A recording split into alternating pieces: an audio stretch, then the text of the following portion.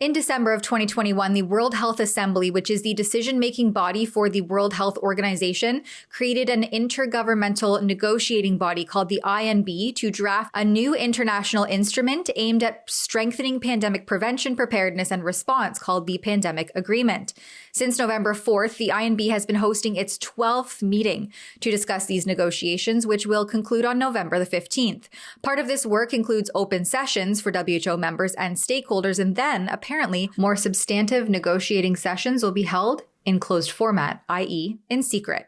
That's because the WHO operates as a private entity, bypassing democratic processes and excluding public input from everyday citizens.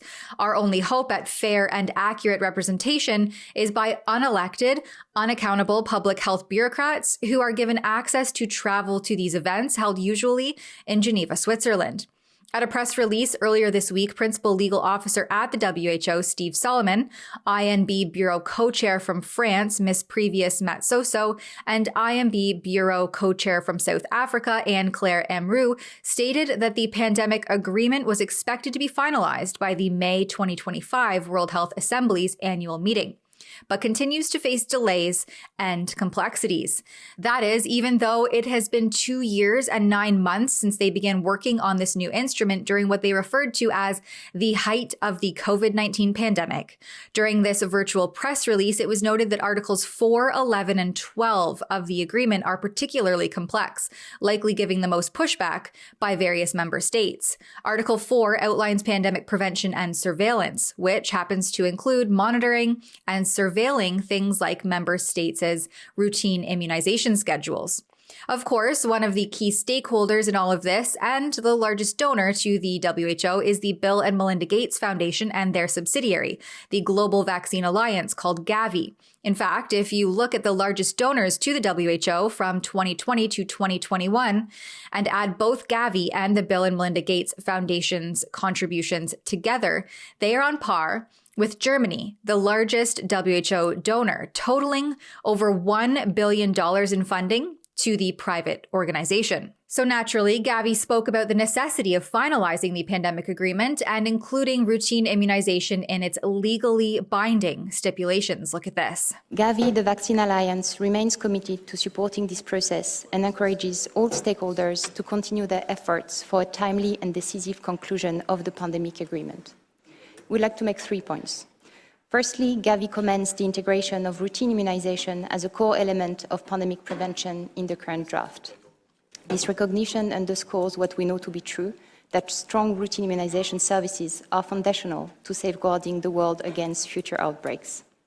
Secondly, Gavi strongly supports a multilateral, robust pathogen access and benefit sharing system, coordinated by WHO, with clear roles for specialized agencies. Such a system is crucial for fostering global collaboration, facilitating the rapid sharing of pathogen data, and ensuring the fair and equitable distribution of medical countermeasures. To meet our collective commitment to equity and solidarity, this benefit-sharing mechanism should provide for a contribution of at least 20% of the production of vaccines, therapeutics, and diagnostic during a pandemic and in the event of a public health emergency of international concern. Third and finally, Gavi supports the establishment of a single coordinating financing mechanism for the IHR and the future pandemic agreement. To ensure the success of this mechanism, it is critical that it aligns with existing financing frameworks, but also that specialized agencies are actively engaged to avoid duplication and maximize impact. In conclusion, we urge member states to reach consensus on this legally binding agreement that the world urgently needs to respond equitably to future pandemics, ensuring that every country, community, and individual is protected. Now back to the particularly complex articles. Article 11 details the transfer of technology and know-how for the production of pandemic-related health products, effectively calling on member states to promote technology transfer, incentivize skill development, and ensure equitable access, particularly for developing countries. Article 12 aims to establish a pathogen access and benefit sharing system to ensure equitable and timely sharing of pathogen materials and sequence information, which is supposed to mitigate public health risks. It outlines a multilateral system coordinated by the WHO that they say will promote fair access, technology transfer, and benefit sharing, particularly once again for developing countries, with an emphasis on voluntary contributions from manufacturers, including the provision of vaccines, therapeutics, and diagnostics at affordable prices during pandemics. In their virtually delivered and not publicly publicized press release earlier this week, the WHO refers to all of this as the creation of a brand new system. Yet they're clearly struggling to reach a consensus-based agreement on all of it. They note that they remain focused on tackling misinformation as part of pandemic prevention, patting themselves on the back for hosting the press release that controls the flow of this information. During publicly broadcast negotiations, a Canadian delegate supports the draft of the instrument, as she calls it, claiming it will improve global cooperation and transparency. She calls for clearer roles in who handles what, leaving many to simply question, who's really in charge? Canada continues to support the development of a pandemic instrument to improve global cooperation, strengthen collective action and accountability, and address gaps in pandemic prevention, preparedness, and response. This instrument should help us avoid and reduce the devastating health, social, and economic consequences of future pandemic disease threats. To be successful, issues of inclusion, transparency, and equity will be paramount in this process. It is essential that each member state involve domestic constituencies as well as relevant international stakeholders in the development of this instrument.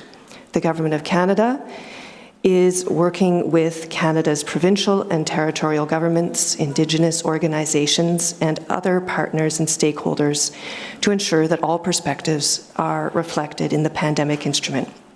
In that regard, we wish to thank the Secretariat for webcasting this meeting. We strongly welcome the opportunity for stakeholders and members of the public to follow discussions, and we urge more such meetings being webcasted in the future. We recognize that we are still at the scoping, or to use the term from June, cultivation phase, and this working draft represents a wish list of elements to be included in the instrument. Over time, it will be important to focus our priorities so that the instrument does not become a catch-all.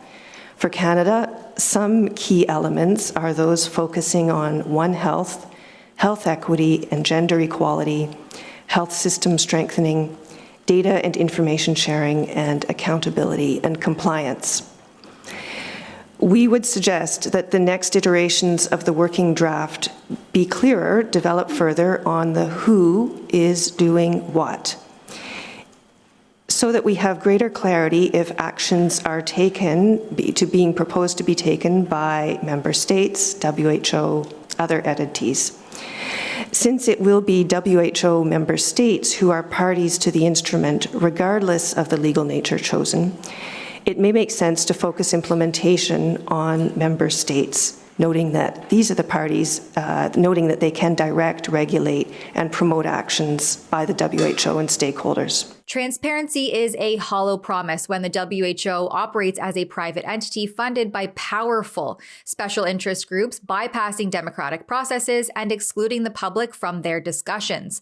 Meanwhile, Canadians are being forced to fund mandatory vaccine purchases for other countries, with at least $2.1 billion of their hard-earned tax money funneled into unaccountable big pharma kickbacks. This doesn't appear to be so much about public health, but rather a corporate-backed, taxpayer-funded scheme under the guise of pandemic prevention. For Rebel News, I'm Tamara Ugolini. You can support this reporting and sign our petition at nopandemictreaty.com. The World Health Organization deserves to be scrutinized, not kowtowed to. To ensure that happens, visit nopandemictreaty.com and get involved.